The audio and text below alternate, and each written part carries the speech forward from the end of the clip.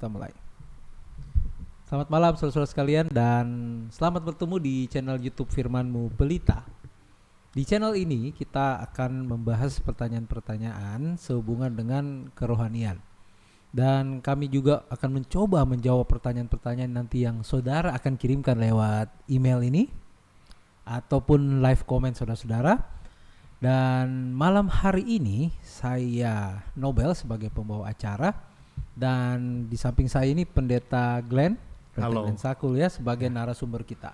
Nah, Pendeta Glenn ini bertugas di Jemaat Yongkuang Makassar sebagai gembala jemaat. Selamat malam Pendeta. Selamat malam Saudara Nobel. Apa kabar? Luar biasa, puji Tuhan. Luar biasa. Pak Nobel bagaimana?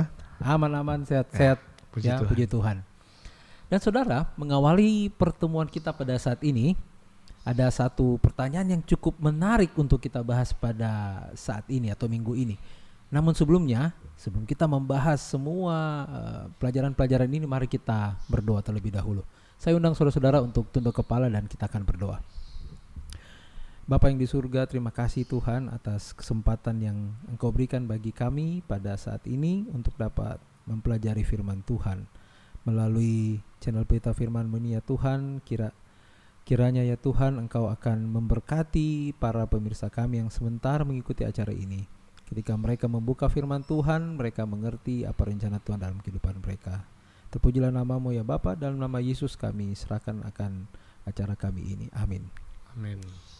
Nah, baik. Pertanyaan kita yang menarik pada minggu ini adalah mengapa Allah membiarkan dosa terjadi? Nah, pertanyaannya adalah bukankah Allah itu kalau mau buat sesuatu kan mudah, ya? Kalau kita bilang mau membersihkan dosa, menciptakan manusia aja gampang, ya. Apalagi cuma membersihkan dosa. Nah, kalau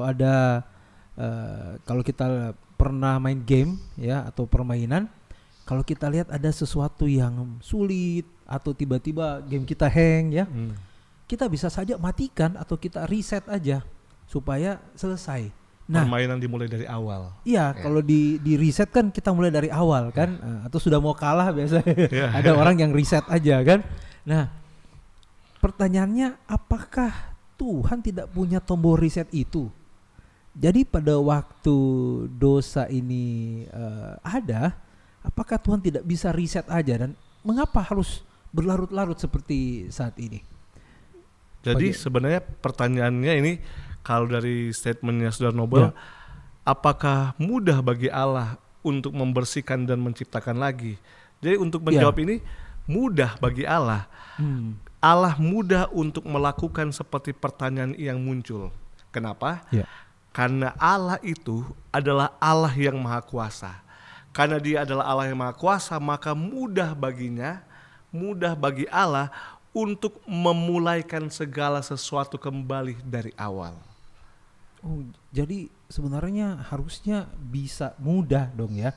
Tapi kalau kan kita tahu sebenarnya ini karena mudah ini sebenarnya kenapa Allah enggak potong saja di situ ya? Kenapa dia harus dibiarkan dosa ini berkembang sampai kesempurnaan? Kalau kita kan baca di Kejadian, tahu Pendeta? Dia katakan bahwa Tuhan itu menciptakan semuanya sempurna. Tapi karena ada dosa ini dia merusak kesempurnaan itu.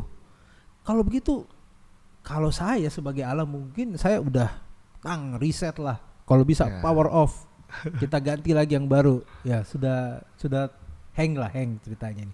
Bagaimana itu Pendeta? Jadi untuk menjawab ini, karena saya sudah mengatakan tadi itu mudah bagi Allah karena dia adalah Allah yang maha kuasa, maka pertanyaan tadi kenapa seperti dosanya itu dibiarkan?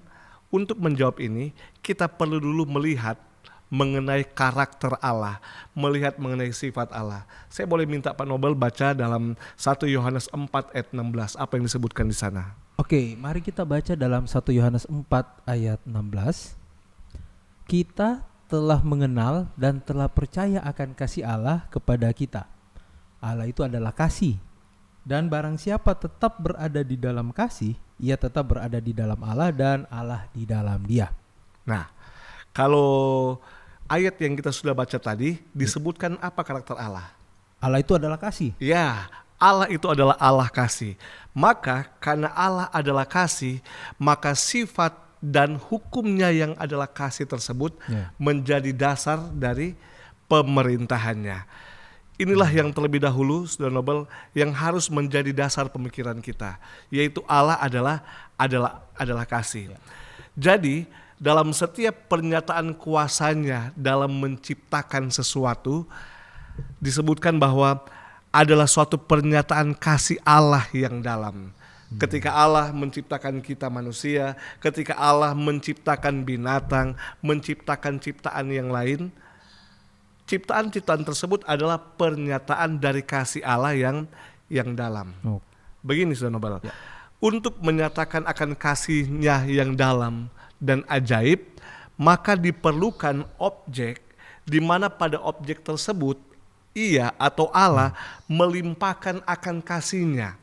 Dan objek itu benar-benar merasakan akan kasih-Nya yang ajaib. Maka setiap ciptaan yang Ia buat merupakan pernyataan akan kasih-Nya, dan ciptaan tersebut akan menjadi pusat dari kasih Allah tersebut.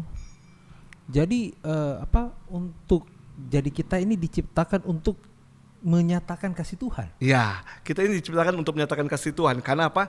Karakter Allah adalah apa? Kasih. Adalah kasih. Coba ada pertanyaan muncul demikian. Di manakah dosa pertama kali muncul? Coba Pak Nobel baca dalam Wahyu pasal 12 ayat 7. Nah, kalau Wahyu 12 ayat 7 ya, sebentar. Oke.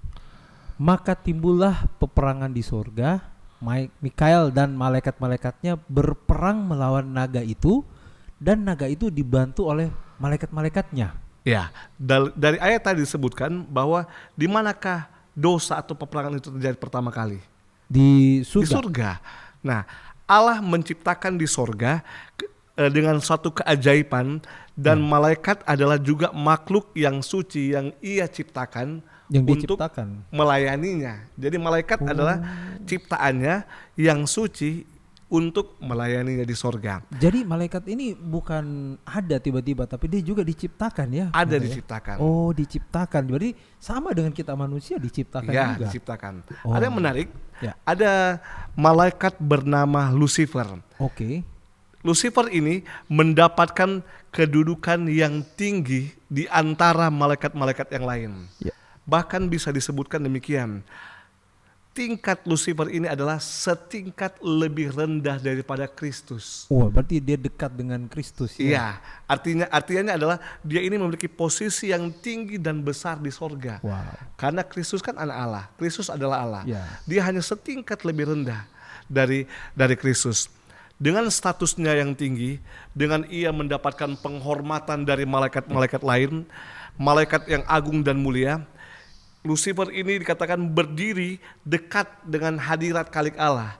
Bahkan karena ia berdiri dekat dengan hadirat Khalik Allah, cahaya kemuliaan yang menyelubungi Allah terpancar kepada Lucifer. Wah, berarti dengan kata lain Lucifer ini juga bercahaya. Ya. Wow. Karena inilah yang disebutkan dengan keistimewaan dari Lucifer ini. Okay. Dia ini tingkatnya setingkat lebih rendah daripada Kristus. Namun ada satu hal yang sangat disesali dari Lucifer ini, di mana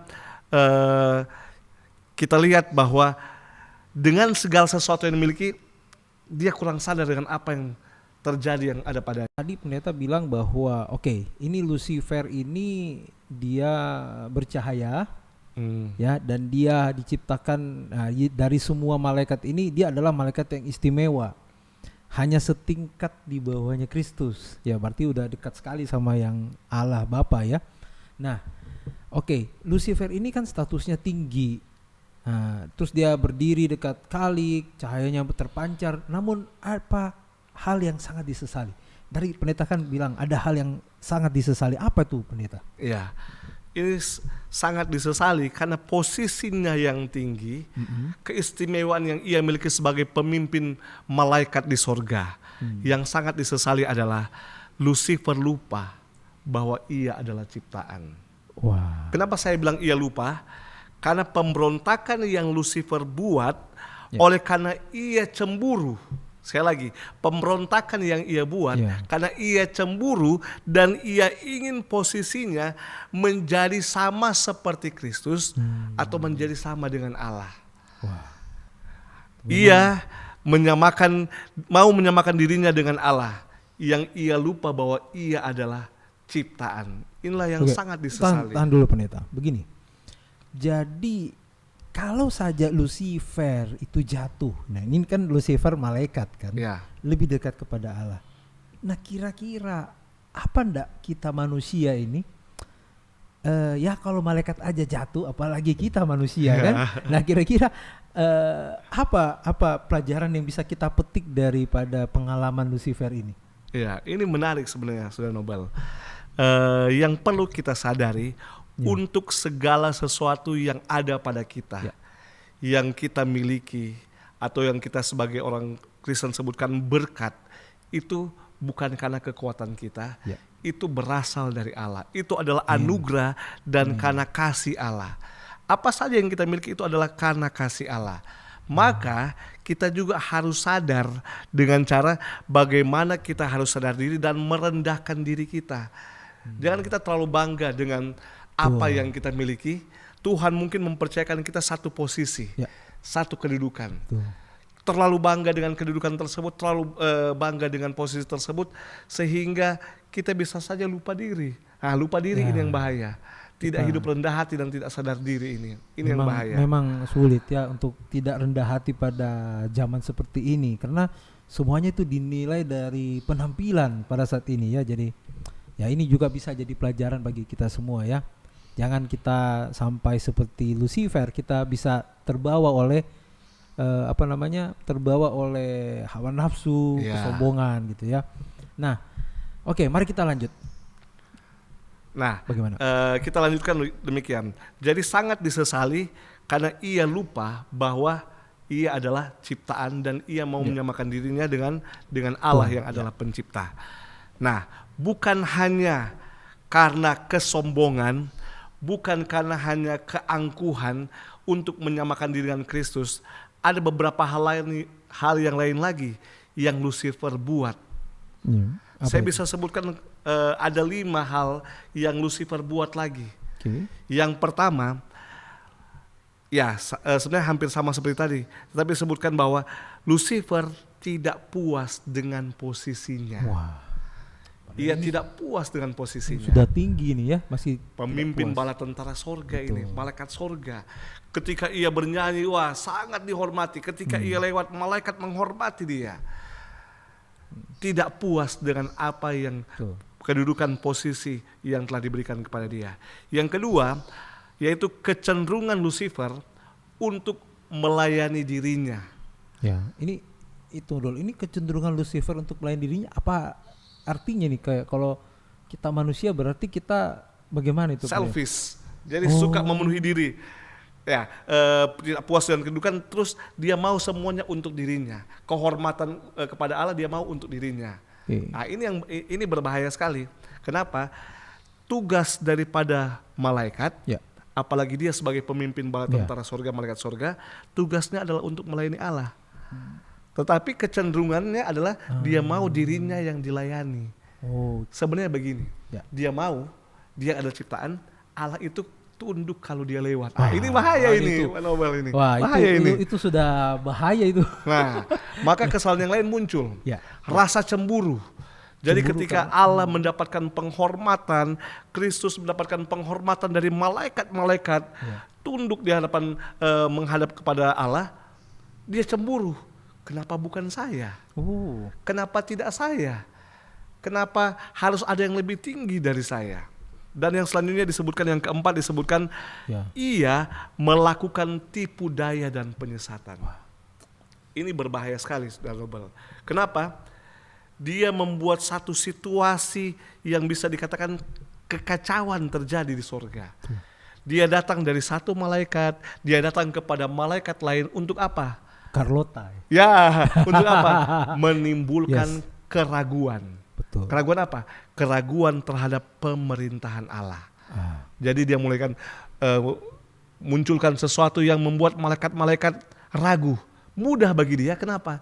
dia pemimpin malaikat sorga. Iya, di antara malaikat dia udah paling tinggi. Karena dia pemimpin, ada pengikutnya. Betul. Dan mudah dia katakan, oh pemerintahan Allah itu tidak adil, pemerintahan Allah itu otoriter, dan sebagainya. Dan yang kelima, kesalahan lain yang dibuat oleh Lucifer adalah ia memanjakan karakternya yang salah tersebut. Wah. Kenapa? Saya katakan kelima, ia memanjakan karakter. Sudah sebutkan ada empat karakternya. Ia tidak puas dengan kedudukannya, kecenderungan untuk melayani dirinya, rasa cemburu, melakukan tipu daya muslihat. Tapi yang kelima, karakter yang salah ia manjakan. Betul. Ini menarik. Kenapa? Malaikat-malaikat sorga berusaha untuk memanggil kembali, membujuk dia kembali untuk menyembah Allah yang benar. Menyatakan bahwa apa yang ia lakukan itu adalah salah. Dan bujukan-bujukan tersebut itu istilahnya, kalau kita istilah gaul sekarang, membuat tersentuh hatinya.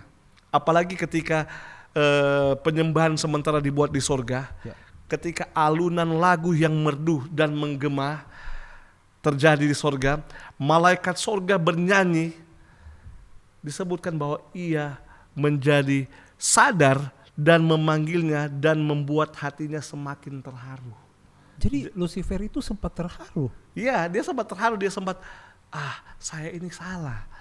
Terus penyembahan atau puji-pujian yang dibuat di sorga membuat hatinya terenyuh kembali, memanggil kembali dia untuk kembali kepada Allah. Tapi apa yang buat dia nggak mau kembali? Kan kalau kita ini, waduh, apalagi dipanggil ya, mendengar suara lantunan musik, itu kan banyak dari kita kalau udah mendengar suara lantunan musik itu hati ini seperti tergugah. Ya, tergugah ya. Apa yang membuat dia itu inilah yang saya sebutkan tadi. Hal yang kelima ini, dia memanjakan karakternya yang salah. Karakternya yang salah apa itu, Pastor? Yang seperti rasa cemburunya, mau menyamakan diri dengan Allah, suka melayani dirinya sendiri, menyebarkan tipu muslihat.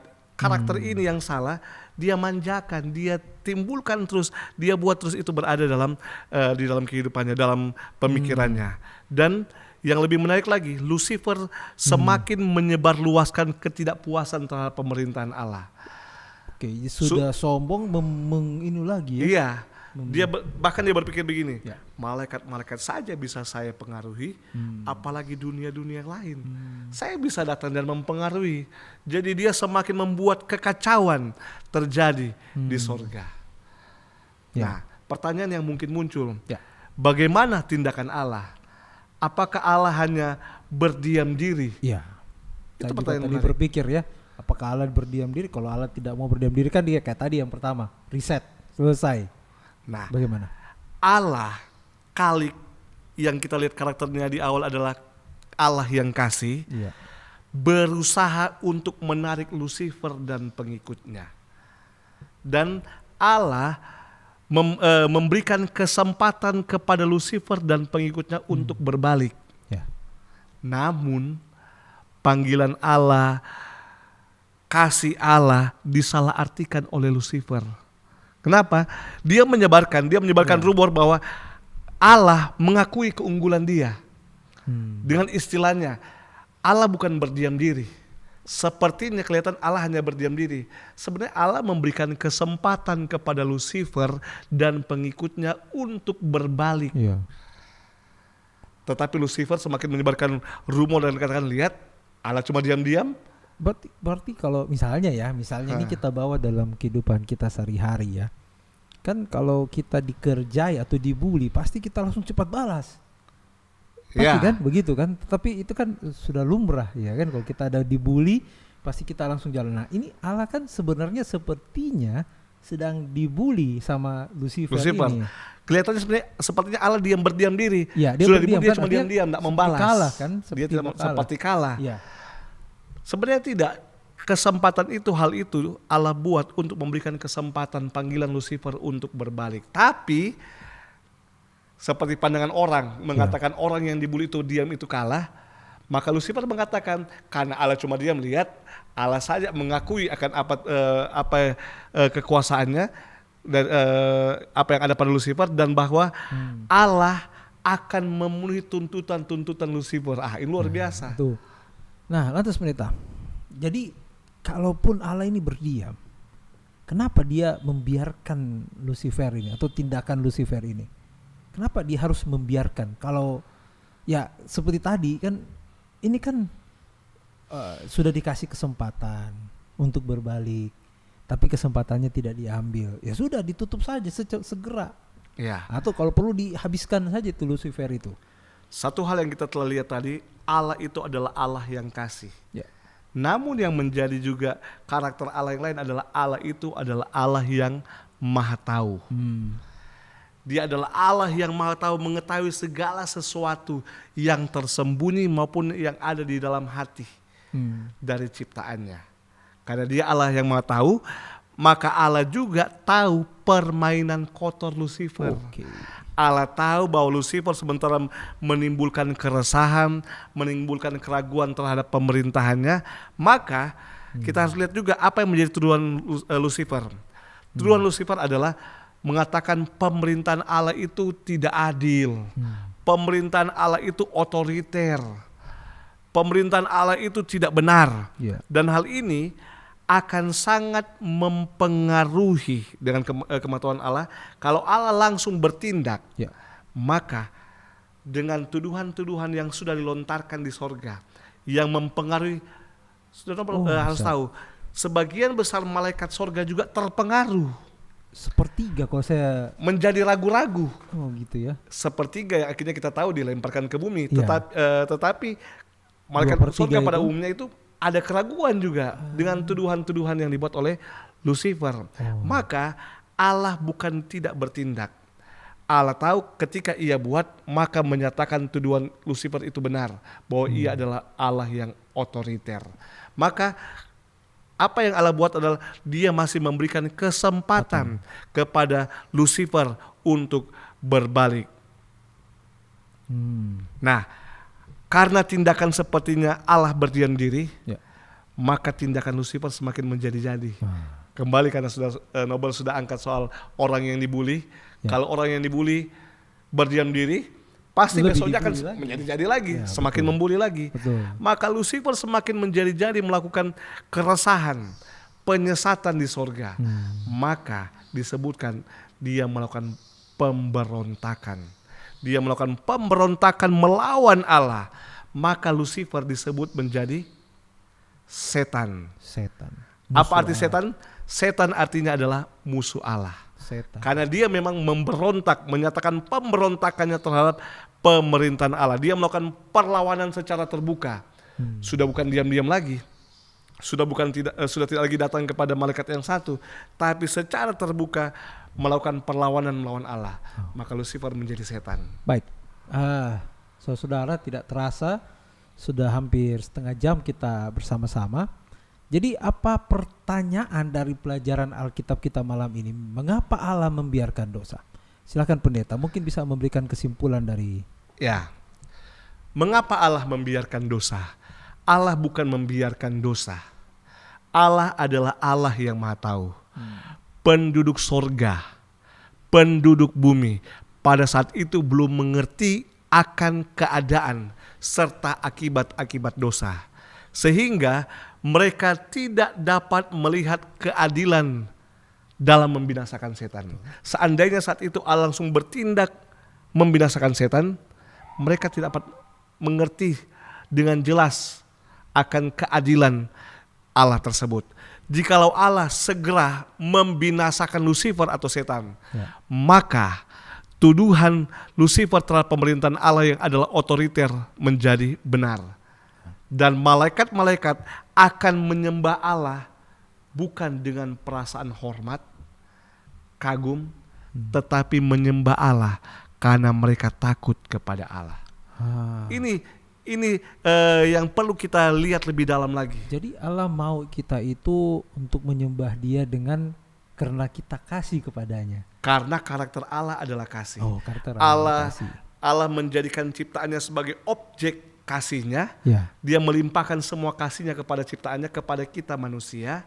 Maka Allah juga menginginkan ketika kita datang kepada Dia karena kasih, bukan karena paksaan, bukan karena rasa takut. Maka kalau Allah langsung bertindak, maka malaikat-malaikat, penduduk-penduduk planet-planet akan datang kepada dia, bukan dengan rasa hormat, bukan karena kasih, tapi karena takut. Jadi Allah kita itu ini kejam. Jadi ini sebenarnya mengapa dosa dibiarkan. Jadi kita ini harus belajar satu ya, mungkin kita itu jangan datang kepada Tuhan karena takut, mungkin takut gak diberkati gitu ya. Tapi karena kita kasih kepada Tuhan. Ini pelajaran yang baik pada malam hari ini. Pelajaran baik memang, karena kita manusia menjadi objek sasaran kasih Allah. Dia limpahkan kasihnya kepada siapa? Kepada manusia. Oke, baik. Jadi terima kasih pendeta karena kita sudah masuk di akhiran daripada pembahasan kita pada malam hari ini. Nah, untuk para pemirsa Firman-Mu Pelita, kami ingin berdoa bagi saudara-saudara yang ada di rumah supaya kita sama-sama dapat mendapatkan sesuatu daripada pembahasan kita malam hari ini, dan terutama untuk saudara-saudara yang mungkin dalam keadaan yang memerlukan bantuan atau dukungan doa, saudara juga bisa live comment di bawah ini, dan juga silakan juga email ke firmanmupelita@gmail.com. Mari pendeta akan menutup pertemuan kita pada malam hari ini atau acara kita malam hari ini dengan doa. Saya persilakan. Mari kita berdoa. Ya Allah kami yang di sorga, pikiran kami sebagai ciptaan adalah terbatas. Kami hanya melihat hal-hal yang ada di depan mata kami. Tetapi Allah kami adalah Allah yang Maha Tahu. Untuk pertanyaan diskusi malam hari ini, pelajaran Firman-Mu Pelita malam hari ini, kami melihat dan menggali suatu pertanyaan, mengapa dosa dibiarkan? Allah tidak berdiam diri. Allah memberikan kesempatan demi kesempatan. Allah menunjukkan kasih Tuhan, kasih Allah yang dalam kepada Lucifer sekalipun ia memberontak kepada Allah. Kami yang melihat terbatas, tetapi Allah yang Maha Tahu, mengetahui dan merindukan bahwa umat-umatnya akan datang kepada Allah karena kasih Allah dan mencintai Allah kami. Ya Tuhan, diberkatilah kami semua yang telah mengikuti akan waktu belajar Alkitab pada malam hari ini. Diberkatilah pemirsa yang menyaksikan, kiranya merasakan berkat-berkat dari sorga, menarik pelajaran dari diskusi pada pelajaran malam hari ini. Dan berkatilah saudara Nobel yang telah memimpin, telah memandu acara pada malam hari ini. Terima kasih karena Tuhan baik. Kami serahkan hidup kami ke dalam tangan Tuhan. Di dalam nama Yesus kami telah berdoa. Amin. Kasih saudara-saudara pemirsa, tetap sehat selalu dan Tuhan memberkati. See you, Tuhan memberkati.